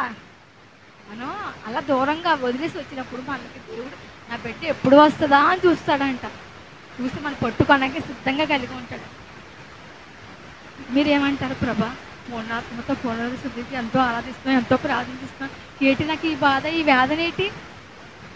ఎందుకు ఈ రీతిగా ఉన్నాను, ఈ రీతిగా పడిపోతున్నానేంటి, ఈ రీతిగా ఉన్నానేంటి అనుకోవచ్చు. ఇప్పుడు శిల్పకారుడు ఉంటాడండి. ఆ శిల్పకారుడు శిల్పాన్ని తయారు చేస్తాడు. దాన్ని తీయగానే ఏం చేస్తాడు? ముద్దు పెట్టుకుంటాడా? ముద్దు పెట్టుకోవడం ఏం చేస్తాడు? కాళ్ళ మధ్యలో పెట్టుకుంటాడు. కాళ్ళ మధ్యలో పెట్టుకుని తనకి ఇష్టమైన రూపాన్ని చెప్పుకుంటాడు. ఎలా చెప్తాడు? చుట్టుతో పడతాడు. ఆ శిల్పం ఎవరు అనుకుంటున్నాడు? మనమే. హల్లెలూయా! ఆ శిల్పం ఎవరు అనుకుంటున్నారండి? మనమేంటి. ఎలాగనుకున్నా తన ఆకారాన్ని వచ్చే వరకు నేను అలా మలుచుకుంటున్నాను అనుకున్నాడు. దేవుడు మలుచుకోవాలి. నువ్వు తప్పిపోతున్నావేమో, దారి మలిచిపోతున్నావేమో అని నీకు శ్రమలు రాకుండా అనుకోకసారి అనుకుంటానని వదిలేసాడు దేవుడు. నాకు ఏం మేలు చేసాడు? ఏంటి శ్రమలు, ఈ ఆపదలు ఏంటి, నాకే వస్తున్నాయా ఈ శ్రమలు, నాకే వస్తున్నాయి ఆపదలు అనుకుంటావు. కాదు, ఆపదలు కాదు, నిన్ను మలుచుకుంటున్నాడు యేసయ్య. హల్లెలూయా! నేను ఆయన రూపముగా తీర్చిదిద్దుకుంటున్నాడు. హల్లెలూయా! కాళ్ళు మధ్యలో పెట్టుకున్న శిల్పకారుడు చెప్పుతూ ఉన్నప్పుడు తనకి ఇష్టమైన రూపాన్ని ఎలా చెప్పుకుంటాడో చెప్పుకుంటాడు. ఆ రూపం మనమే అయినప్పుడు మనకి ఆ చుట్టు దెబ్బ, ఆ మేకు దెబ్బ తగులుతూ ఉంటాయి. మేకులు అయ్యి ఒకసారి మనకు కూడా మేకులు చుట్టూ తగులుతుంటే తెలిసింది. ఒక ఆమె వచ్చి ఏదో మాట మాట్లాడతారు అనుకోవాలి. ప్రభా నాకు ప్రభా మేకులా ఉంది నాకు అనుకో. నేను ఒకసారి అలాగే అనుకుంటాను. ఎవరైనా వచ్చి నన్ను బాధ పెట్టారనుకో, ఆ శిల్పం తయారు చేసేటప్పుడు ఒక్కొక్కరు ఏమనుకుంటారంటే నాకు ఏ బాధలు లేవండి, నాకు ఏ బాధలు లేవు, నాకు ఏమీ లేవు, నేను అన్నీ పాజిటివ్గానే ఆలోచిస్తాను. నాకు అలాంటి ఎన్నో సమస్యలు ఉన్నాయి, ఎన్నో బాధలు ఉన్నాయి, కానీ నేను అంతే ఇబ్బంది పడినా. కానీ నాకు కుటుంబ పరిస్థితి వల్ల ఇలాగ అయిపోయాను. కుటుంబంలో ఈ బాధల వల్ల ఇబ్బంది పడ్డా. అవును, అదే ఇంకేముంది, అదే నీ మేపు, అదే నీ శుద్ధి, అదే నీకు శుద్ధిగా వాడుకుంటున్నాడు దేవుడు. అక్కడక్కడ నీ కుటుంబంలో వాడుకోవచ్చు, నీ ఇరుగు పొరుగా మనం వాడుకోవచ్చు, నీ భర్త రూపంలో వాడుకోవచ్చు, నీ బిడ్డల రూపంలో వాడుకోవచ్చు, బయట లోకంలో ఆడుకోవచ్చు, బంధువుల రూపంలో ఆడుకోవచ్చు, స్నేహితుల రూపంలో ఏదో రకంగా శుద్ధితో కొట్టినప్పుడు, మేకులతో కొట్టిన రూపం వచ్చే వరకు వాడుకుంటాడు దేవుడు. హల్లెలూయా! నువ్వు భరించినప్పుడే అది ఒక అందమైన రూపం ఏర్పడుతుంది, ఒక బొమ్మ ఏర్పడుతుంది. ఇప్పుడు సంఘం రూపంలో ఎవరైనా ఏదో మాట అది ఒక శుద్ధి. ఏదో ఎవరైనా సంఘంలో ఎవరైనా ఏదైనా అన్నా నాకు శుద్ధి వంటిది అది అనుకుంటామో, శుద్ధి తగిలిందా ప్రభా, మేకుచ్చుకుంది ప్రభా నాకు అనుకుంటా. అంతేకాని అంత నీట్గా శుభ్రంగా శిల్పాన్ని అంతా తయారు చేశాక దేవుడు ఏం చేస్తాడు? అది ఏమంటాడు తెలిసిన శిల్పకారుడు అంతా తయారు చేసి ప్రొసెస్లో పెడతాడు. పెట్టాక ఎవరైనా ముట్టుకున్నాను, ముట్టుకోకది, ఎందుకు ముట్టుకోలే? కోపం ఏర్పడ్డాక మళ్ళీ చెప్తాడు అనుకుంటున్నారు. ఆ చక్కెర పాడైపోద్ది. మళ్ళీ మన బిడ్డల రూపం అంతా చెక్కేశాక ఇక మళ్ళీ పాడవనాడండి. మొత్తం చెక్కేశాక నేను ఎవరిని ముట్టుకునేవాడు. హల్లెలూయా! అలా పెడతాడు షోకేసులో పెట్టి. ఏం చేస్తాడు? ఎవరన్నా అది ఇది ముట్టుకున్నావేంటి, పాడైపోతే మట్టి అయిపోద్ది బాబాయ్ అంటాడు. నిన్ను రూపు తీర్చుకున్నాక, నిన్ను ఒక రూపంలో ఏర్పరచుకున్నాక నిన్ను ఎవరని ఏమనంటే ఊరుకోడు తెలుసండి. హల్లెలూయా! ఎవ్వరు ఒక్క మాట అంటే ఊరుకోడు దేవుడు. ఎందుకంటే ఆయన మలుచుకున్నాడు, నిన్ను ఆయన ఏర్పరచుకున్నాడు, ఈ రీతిగా ఏర్పరచుకున్నాడు, ఈ రీతిగా నిన్ను తీర్చిదిద్దుకున్నాడు. నిన్ను ఒక్క మాట అన్నా, నిన్ను ఎవరైనా తాకినా ముట్టుకున్నా ఊరుకునే దేవుడు కాదు మన దేవుడు. హల్లెలూయా! అని శ్రమలు పడినప్పుడు, బాధపడినప్పుడు మీకు సహాయం తొందరగా అందలేదు అనుకుంటామో, కానీ ఒక అంతేనా నువ్వు మలుచుకున్నాక సహాయం దగ్గరగా ఉంటుంది మనకి తెలుసండి. హల్లెలూయా! ఒక అనంతేనమ్మన్నా మనకి సహాయం అందదు, ఒక్కొక్కసారి దూరం అయిపోతుంటుంది. ఏటి పరిస్థితి, ఏటి ప్రభ, ఏ నీతిమంతులుగా లేనా, యథార్థంగా లేనా, రాత్రుల ప్రకారం రాత్రులు దేవరాత్రులు జ్ఞానం చేయలేదా, ఏటి నిద్రలేని రాత్రులు లేవా, నిద్రలేని నాకు ఇది లేదా, చీకటిలో ఏడుతున్న రోజులు లేదా అని జ్ఞాపకం చేసినప్పుడు దేవుడు ఏమంటారు తెలుస్తుంది? మన పక్క నుంచి వెళ్ళిపోతాడేమో అనుకుంటాం. మన పక్క నుండి అలా తిరిగితే వెళ్ళిపోడు. ఏం చేస్తాడు తెలుసా?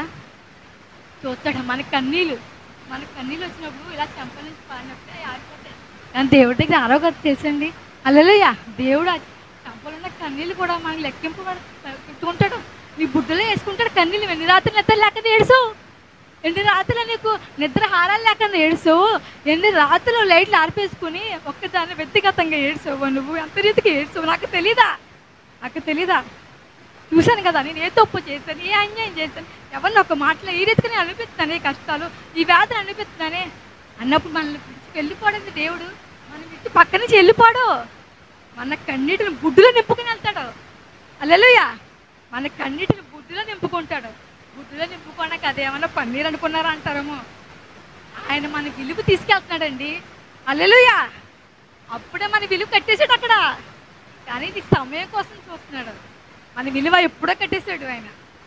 మన కన్నీటి బుడ్డులో నింపమన్నప్పుడు, నువ్వు రాత్రి పగలు ఏడుస్తూ ప్రార్థన చేసినప్పుడు, నువ్వు ఏ తప్పు చేయలే, ఏ పాపం చేయలేనప్పుడు, నేరం లేని నేను ఈ నేరస్తురాలుగా ఎందుకున్నాను అని నువ్వు కన్నీటితో ఏడ్చినప్పుడు, నీ విలువ పెట్టుకొని నీ బుడ్డులో అవి ఎందుకు అనుకుంటున్నారు? బుడ్డి ఆ నీళ్ళు ఎందుకు అనుకుంటున్నారు? ఎందుకైనా మనకైతే ఉపయోగపడతాయా? ఆయన పన్నీళ్ళు అనుకుంటున్నా జల్లుకోండి నాకు ఎక్కడన్నా. ఆయన ఏం చేస్తారనుకున్నా, ఆ బుడ్డులో వాటర్ ఆ కన్నీళ్ళు చూసి జ్ఞాపం తెచ్చుకుంటాడంట. మనం ఏ రీతికి ఏడ్చాము, మనం ఏ రీతికి బాధపడ్డాము, మనం ఏ రీతికి శ్రమలు అనిపించాము, అవన్నీ కూడా దేవుడు చూస్తాడంట, గమనించుకుంటాడు. ఈ కన్నీళ్ళు చూడగానే ఆయన జ్ఞాపకం చేసుకుంటాడు. తల్లి నా బిడ్డను తల ఏడ్చింది, నా బిడ్డను తల వ్యాధులు పట్టేదే అని దేవుడు జ్ఞాపకం చేసుకుంటాడు మన కన్నీళ్ళు. నేను అన్న వాళ్ళు, నేను చేసిన వాళ్ళు, ఆ రోజు నువ్వు ఏడుతుంటే నవ్వుకున్న వాళ్ళు ఉంటారు, నీ ఇంటిలో నవ్వుకున్న వాళ్ళు ఉంటారు, నీ బయట నవ్వుకున్న వాళ్ళు ఉంటారు, నీ బంధువులు స్నేహితులు నవ్వుకున్న వాళ్ళు ఉంటారు నిన్ను చూసి. కానీ ఆయన నవ్వడు, బాధపడడు, ఆలోచిస్తాడు మన కోసం. నువ్వు ఏడుతుంటే బిర్యానీ తిన్న వాళ్ళు కూడా ఉంటారు తెలుసండి. మనం అంత అలా ఏడిసి బాధపడుతుంటే నవ్వుకుంటారు ఒకరు, ఎంత ఏడుతుందో, నిద్రలేదంట. ఏంట ఆయన తెలీదా? ఆయన తెలుసు, మనుషులు తెలీదు. ఒక రోజు గమనిస్తాడు, మన కార్యం చేస్తాడు. ఒకళ్ళు బాధపడ్డాము, ఒకళ్ళు తప్పు చేసామో, పాపం చేసాం, అన్యాయం చేస్తాం, ఏం చేస్తారో తెలుసా? అలా ఏడుతూ ప్రత్యేతం ప్రార్థన చేస్తే ఏమంటారు తెలుసండి? అవి వచ్చుకో అమ్మ, వచ్చుకో పెట్టావు, వచ్చుకో, మరి ఏం చేస్తావు, చేసావు కదా వచ్చుకో అంటాడు. ఏ పాపం చేయని, ఏ నేరం చేయని దేవుడు అలా వెళ్ళిపోడండి. మన బుడ్డిలోకి నీళ్ళు పట్టుకుని వెళ్తాడు, వెళ్ళా జ్ఞాపం చేసుకుని కార్యం చేస్తాడు. హల్లెలూయా. అంతేకాని పాపం చేసి, అన్యాయం చేసి, తప్పుదం చేసి ఏడుతో పశ్చాత్తాపడితే, ఏడు తప్పు చేసావు కదా అని వదలతాడు, అంతేకాని వదిలిపెట్టడని. కంగారు పడకు, ఉండు అంటాడు అంతే. కానీ అలాంటి వేరే మన అలా కన్నీటితో వేడి ప్రార్థన చేసి ఏ తప్పు చేయని వదిలిపెట్టాడు, వెళ్ళిపోవడానికి మన అయితే మన దగ్గరగా ఉంటాడు, మన దగ్గరగా ఉండి కార్యం చేస్తాడు. అప్పుడు విలువ ఇచ్చేస్తాడు మనకి, అప్పుడే కట్టేస్తాడు విలువ, నీ కన్నీటికి విలువ. కానీ వదిలిపెట్టకుండా నిన్ను ఉన్నత స్థానాలు నిలబెడతాడు. హల్లెలూయా. మనం ముందు మర్చిపోతాడు దేవుడు. ముందు వేదన పడుతున్నాం, బాధపడుతున్నాం, ఇబ్బంది పడుతున్నాం అనుకుంటాం, ఎట్టి సమాధానం లేదు, శాంతి లేదు, వేదన లేదు అనుకుంటాం. కానీ ఆయన శిల్పాన్ని రెడీ చేయాలి కదండి. మరి కుండ గురించి చెప్పేస్తున్నా ఉండదు కదా, ఇక ఆ కుండ ఎన్నిసార్లు తీసి పడేస్తాడు మట్టి ముద్దని, నీకు ఎంత బాధగా ఉంటుంది. అదే మన జీవితంలో ఎన్నో బాధలు కలుగుతూ ఉంటావు. ఒక రోజు ఏదో రీతిగా అనారోగ్యపరంగా, ధనపరంగా, ఆర్థిక పరంగా నలిగిపోతుంటాం కదా. అవన్నీ ఏంటి? ఈ సుత్తులే, ఈ మేకలే మనకి కొడతా ఉంటాడు. అదంతా పూర్తయ్యాక రూపాన్ని ఏర్పరచుకుంటాడు. ఆ రూపం మీద చెయ్యత్తు ఊరుకుంటాడండి. ఇది నా రూపం, నేనే ఏర్పరచుకున్న రూపం అంటాడు. హల్లెలూయా. ఎంతగా అనుకుంటున్నారో అది ఆయన మలుచుకునే వరకు అంతే అలాగ ఉంటాం మనం. కానీ మనం మలుచుకుంటున్నారని దేవుడు విడిచిపెట్టకూడదు. మీకు కూడా తెలుసండి, శ్రమలో పడతా ఉంటే సాతాను వస్తూ ఉన్నప్పుడు, సాతాను అలా వచ్చిందనుకోండి, బాబాయ్ శ్రమలు పడిపోతున్నాం ఎందుకని మనం తొలగిపోయామనుకో, అది ఇంకా పడతా ఉంటుంది. అలవాటు పడిపోవాలి మనం. ఎలా అంటే అది భయపడాలి మనకి. ఎలాంటి శ్రమలు వచ్చేస్తున్నాయి ఏంటి ప్రభా, ఇలాగ సాతాను ఇలా శోధించేస్తున్నారు అలా అనుకోకూడదు. ప్రభా ఈ శ్రమలు బట్టి నీకు వందనాలు ప్రభా, ఈ శ్రమలు బట్టి నీకు ఇష్టమైతే అనిపిస్తాను ప్రభా, నువ్వు తర్వాత నాకు ఇస్తావు కదా ప్రభా, నువ్వు నాకు తర్వాత నువ్వు ఇచ్చే దేవుడే, గాయం పెట్టేవాడు నువ్వే, గాయం కట్టేవాడు నువ్వే, అంతే కదా. కూలిపోయినన్నీ తిరిగి ఇచ్చేదాడు ఇవ్వా నువ్వు. అది సంతోషపెట్టి వాక్యం పరంగా ప్రార్థన చేసి వాక్యం పరంగా జీవిస్తే బాబాయ్ సాతాను ఏమనుకుంటూ తెలుసండి, ఎన్నిసార్లు దీనికి ఎన్ని పెట్టినా అలాగే ఉంటుందో, దీంతో ఎగలేకపోతున్నాను అంటదంటే ఏదో పెడుతుంది ఏమో సుతింతది. అపవాదం ఏం చేస్తుంది? ఏదో ఒకటి ముళ్ళు పెడతా ఉంటుంది, ధనపత్త పరంగా గొడవలు పెడతా ఉంటుంది ఇంట్లోకి. వరలక్ష్మి గారు హల్లెలూయా చెప్పండి, మీ సూత్రం చెప్పండి. హల్లెలూయా. భర్త పరంగా వేధిస్తూ ఉంటుంది, భార్య పరంగా. నాకు ఏ బాధలు లేవు కదండి, మా ఆయన తాగేసి వచ్చి తిరిగేసి అదేనండి బాధే, అదో బాధ కదా నీకు, అదో వేదన కాదా, అదే సుత్తు వంటిది కాదా. మరి అలా ఉన్నప్పుడు నా ఏం లేదు కదండి, నా భార్య శోధిస్తూ ఉంటుంది, అది నీకు బాధే కదా, అది కదా నీకు వేదనే కదా. ధనపరంగా నలిగిపోయానండి, అప్పులైపోయానండి, బాధలు అయిపోయానండి, మలుచుకుంటాడు. అప్పులైపోయాను, నా భార్య బాగాలేదు, నా భర్త బాగాలేదంటే వదిలిపెడితే అంతే. నీ భర్త అలాగ ఉంటుంది, నీ భార్య అలా ఉంటుంది అంతే. అది చేయించాలి, కార్యం జరిగే వరకు చేయించాలి. హల్లెలూయా. మొదలు పెట్టామంటే విడిచిపెట్టకూడదు తెలుసండి, మొదలు పెట్టామంటే స్టార్ట్ చేస్తామంటే వదిలి పెట్టకూడదు. హల్లెలూయా. నా జీవితంలో ఎన్నో విషయాలు ఏదైనా స్టార్ట్ చేశానంటే అమ్మగారు ఎంతలా చెప్తున్నారు కాదు, నేను ఎందుకంటే నేను అనిపించాను చేశాను కాబట్టి చెప్తున్నాను. ఏదైనా మొదలు పెట్టానంటే దేని విషయమైనా కార్యం జరిగే వరకు వదలనండి. హల్లెలూయా. మీరు కూడా అలా ఉండాలి. కార్యం మొదలు పెట్టామంటే అది వదిలిపెట్టక అది గెలుచుకోవాలి. అపవాదులు ఓడించేలా ఉండాలి. అది ఎన్నో చేస్తూ ఉంటుంది, వదిలిపెట్టద్దా లేదా చూస్తూ ఉంటుంది క్షణం క్షణం. ఇప్పుడు ఒక ముళ్ళు పెడుతుందో బాధ పెడుతుంది, ప్రార్థన చేస్తూ ఉంటాం. అప్పుడు వచ్చి మీ భర్త వచ్చి పెద్ద గొడవ పెట్టేస్తాడు. అయిపోయింది, ఎందుకు వచ్చిన బతుకు ప్రార్థన చేసి చేసి నీరసం వచ్చేసి తాగేసి వచ్చేసాడు, కొట్టేసాడు, తిట్టేసాడు. అంతేనా? అది అలసిపోతావా? సాతాను గెలిపించేస్తావా? సాతాను గెలిపించుకోడు. వచ్చారా సమాధానం. ఓ సాతాను, పెట్టావా నా భర్తలోకి వచ్చావా? నా భర్తను ఈ రీతిగా వాడుకున్నావా? నీకు ఏసైకి స్తోత్రం, నువ్వు పో బయటకి, నీకు అర్హత లేదు అనాలి. హల్లెలూయా. దానికి మనం చోటు ఇవ్వకూడదండి. పర్లేదు నా భర్త ఈ రోజంతా రేపు తాగుతాడమ్మా, పోలే, నేను దేవుడు మాత్రం నన్ను విడిచిపెట్టి ఏదో రోజు నా దేవుడు కార్యం చేస్తాడు అనాలి. హల్లెలూయా. అంతేకాని మీకు కూడా తెలుసండి, మనం ఎలా ఉన్నప్పుడు నోటికి పని చెప్పేవాళ్ళం ఉన్నాం, మోకాలకి పని చెప్పేవాళ్ళం ఉన్నాం. మోకాలకి పని చెప్పాలి, నోటికి పని చెప్తాం అనుకోండి, ఎందుకు పని మాట్లాడుతూ ఉంటాం. మనం బైబిల్ చదువుకుంటాం, ప్రార్థన చేసుకుంటాం. పిల్లలు ఉంటారు, బాబు బైబిల్ చదువు, బాబు బాబు ప్రార్థన చేయంట. చెప్తా అంటే ఉండమ్మా చేస్తాను, ఉండమ్మా చదువుకుంటాను, నువ్వు చదువుకుని పడుకో అంట. చెప్తాను ఎస్ వచ్చారు. అప్పుడు మోకాల పని చెప్తేమో ఎలా ఉంటుంది చెప్పండి? భర్త ఉన్నారు, మీ భర్త తాగుతారు, తిరుగుతారు, ఇంట్లో గొడవలు, మీ బంధువులు గొడవలు పెడుతున్నారు, వాళ్ళతో పద్దాక ఫోన్ చేసి గొడవలు పెట్టుకుంటూ ఉంటావా? మోకరించాలి. అప్పుడు తండ్రి నా భర్తని చేతికి అప్పు చెప్తాను, నా భర్తని మార్చు, నా బిడ్డలు నా మాట వింటలేదు ప్రభా అని మోకాలకి ఎక్కువ పని చెప్పాలి. మనం నోటికి పని చెప్పాం, నోరు అలసిపోతే నోటి పని చెప్తే మనకి ఏ కార్యం జరగదండి. మోకాలకి పని చెప్పాలి. మోకాలకి పని చెప్పాం, దేవుడు కార్యం చేస్తాడు. హల్లెలూయా. అంతేకాని నోటికి పని చెప్పి మన నోరు పీక్కుపోవడం నీసం వచ్చాడు అని ఆయనకి మోకాలు పని చెప్పామనుకో, మనం చెప్పక్కర్లేదు, మోకాలు దేవుడు చెప్పామనుకో, ఆ నోటిని అరిసి నీసం వచ్చేస్తుంది. కానీ మనం బలహీనం అయిపోతాం.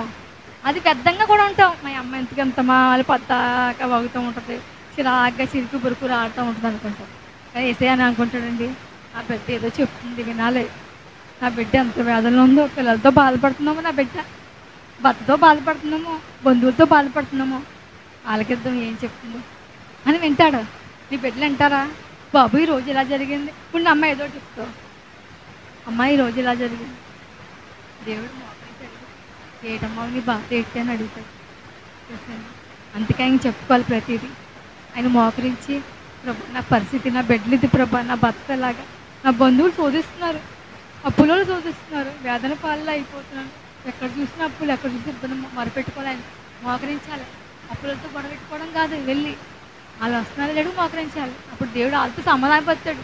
లేరని చెప్పామనుకో, వాళ్ళమ్మా అది ఇచ్చేయండి, తొందరగా ఇచ్చేయండి, ఆ మాట చెప్తాడు. ఒకప్పుడు నీకు ఒకప్పుడు ఆ మాట చెప్తారు, రీతిగా ఉంటాడా?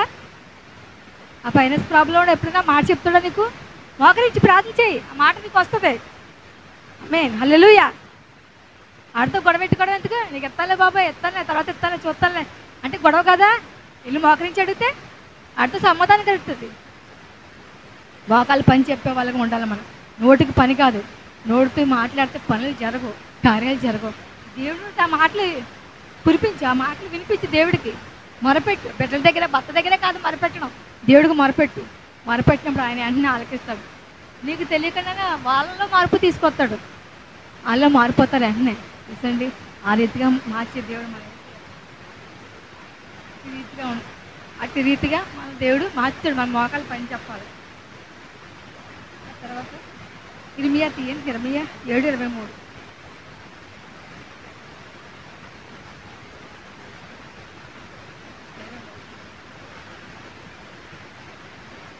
ఏదనగా ఇలాగో చెప్పాడు, నా మాటలు మీరు అంగీకరించినలా నేను మీకు దేవుడనే ఉందును, మీరు నాకు జనులే ఉందును. మీకు క్షేమము కలిగినట్లు నేను మీకు ఆజ్ఞాపించున్న మార్గం అంతటి అందు మీరు నడుచుకున్నది. అయితే వారు వినకపోయిరి, చెవి ఎగ్గుకుంది. చాలమ్మా. హల్లెలూయా. ఏదనగా నా మాటలు మీరు అంగీకరించిన నేను మీకు తోడే ఉందును. అంగీకరించాలంటే ముందు మనం చూసండి, దేవుణ్ణి అంగీకరించాలి. అంగీకరించి ఆయనకి లోబడి ఆయన ఆజ్ఞను నడుచుకుంటే మనకు తోడుగా ఉంటాడంట. మోషేకు తోడుగా ఉన్నట్లు నేను కూడా మీకు కూడా తోడుగా ఉంటాను వాక్యం చదివిస్తుంది కదా. దేవా మీరు నాకు తోడుగా ఉంటారా, నీ ఆజ్ఞల్ని పాటిస్తున్నానా? పాటిస్తే ఎందుకు తోడుగా ఉండడం? ఆయన మార్గంలో నడుచుకుంటే తోడుగా ఉంటాడు. ఆ దేవుడు తోడుగా ఉంటాడు. ఆయన ఆజ్ఞ నడుచుకోవాలి, ఆయన మార్గం నడుచుకోవాలి. మోషేకు తోడుగా ఉన్నట్టు నీకు తోడుగా ఉంటున్నాను. అది బైబిల్ ధర్మశాస్త్రం పాటించు, ధర్మశాస్త్ర పరంగా నడువు, తప్పుపోకుండా ఉంటావు, పడిపోకుండా ఉంటావు. అటు రీతిగా ఉండాలి. అటు రీతిగా మనం పడిపోం, జారిపోం. అంటే నీ ఆజ్ఞలు గైకుంటున్నానా, నీ మాటలు వింటున్నానా? వింటారు మాటలు, కానీ బయటికి వెళ్ళి విడిచిపెట్టేస్తూ ఉంటారు. అటు రీతిగా ఉండకూడదండి. విడిచిపెట్టేస్తే మనం అన్నీ ఇంక విడిచిపెట్టినట్టే ఉంటాం, ఏది మనలో ఉండదు. ఇంకా పాపమే చోటు చేసుకుంటుంది, దేవుడి మాట చోటు చేసుకుంటుంది. తర్వాత లోక 1:6 కూడా చూసి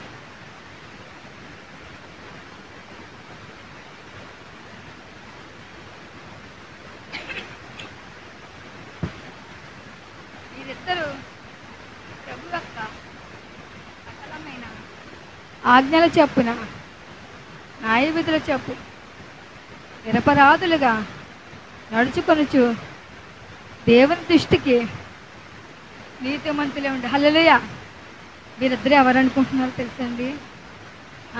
జకరియా, ఎలిజబెత్. ఎవరు తల్లిదండ్రులు వీరు? యోహాను తల్లిదండ్రులు.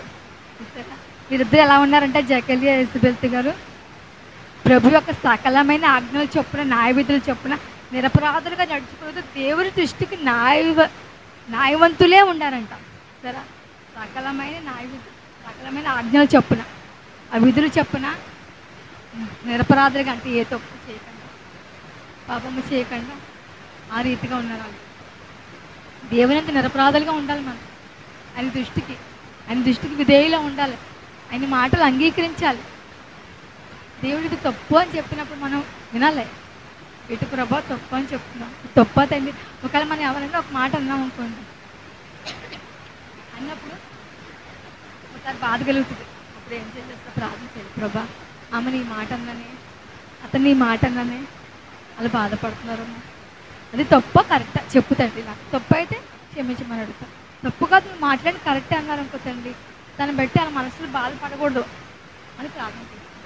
నేను ఆ రీతిగా ఎవరైనా ఒక మాట ఏదైనా అన్నాను అనుకుని, ఎవరైనా సరే అన్నప్పుడు మళ్ళీ బాధ కలుగుతుంది. సాయంత్రం వచ్చేవాడికి వాళ్ళు నన్ను అడుగుతారు, సారీ అమ్మ. నేను అడగను.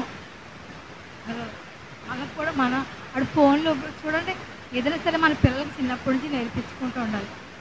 ఎవరి దగ్గర ఒక మాట అనకుండా, ఎవరినో ఒక మాట లేకుండా చూసుకుంటూ ఉండేది చేసుకోవాలి. అప్పుడు చిన్నప్పుడు ఫోన్లు ఉండి కాదు, ఇప్పుడంటే ఫోన్లు వచ్చి ఏం చేసేదని తెలుసండి. అప్పుడు మా అమ్మ నా తెల్లైతే ఏం చేసేది, సువార్తకి వెళ్ళినప్పుడు ఫోన్ లేక బయట మాకు హాల్ ఉంటుంది, హాల్లో శుభ్రం రాసి దేవని, అమ్మ నేను సువార్తకి వెళ్తున్నాను, ప్రార్థనకి వెళ్తున్నాను, ఏమన్నంటే పనులు చేస్తే ఆ హర్మర్లో అయ్యెట్టని తినేయండి, అన్నవతి తినేయండి పెట్టేసి రాసి కింద వెళ్ళిపోతుంది. నాకు అలవాటు ఉంది. ఆ తెల్ల అలా నేర్పించింది. నేను ఎదిగాక నా పిల్లలకి ఎలా నేర్పించానంటే, అప్పుడు కూడా ఫోనే. మా పెళ్ళి అయ్యగారికి ఒక ఫోన్ ఉంటుంది. ఇప్పుడు అంటే 4 ఫోన్లు, మా ఫ్యామిలీ ఎంతమంది నెంబర్స్ ఉంటే అన్ని ఫోన్లు ఉన్నాయండి. అప్పుడు మా పెళ్ళకి ఒక ఫోనే. ఆ ఫోన్ ఎట్లా వెళ్ళిపోతే ఇప్పుడు రోజులు పెళ్ళైన కొత్తలో కూడా ఫోన్ ఉండేది కదా మాకు. అయితే ఏం చేస్తుందని అనుకుంటున్నారు, అప్పుడు తాళం వేసేసి ఒకవేళ ప్రార్థనకి సేవలోకి వచ్చినప్పుడు కూడా ఒక ఫోన్. తర్వాత ఒక ఫోన్ అంటే ప్రార్థనకి తెలియకంటే ఎవరొక ప్రార్థన పిలిచేవారు. అప్పటికప్పుడు ఫోన్ వస్తే వెళ్ళిపోతే తెలియదు కదా.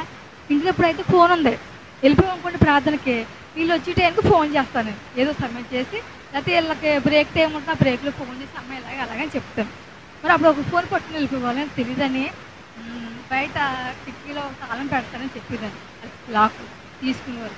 ఆ లాక్ షాపులో చైర్లో చీటి దాకా పెట్టేదాన్ని. ఏమని, అమ్మా నేను ప్రార్థనకి వెళ్ళాను, డాడీ నేను ప్రార్థనకి వెళ్ళాను, మీరిద్దరూ శుభ్రంగా తినేసి చదువుకోండి అని ఏమన్నా చెప్పాలంటే ఏమైనా చేయమని చెప్పేసి పెట్టేస్తాను.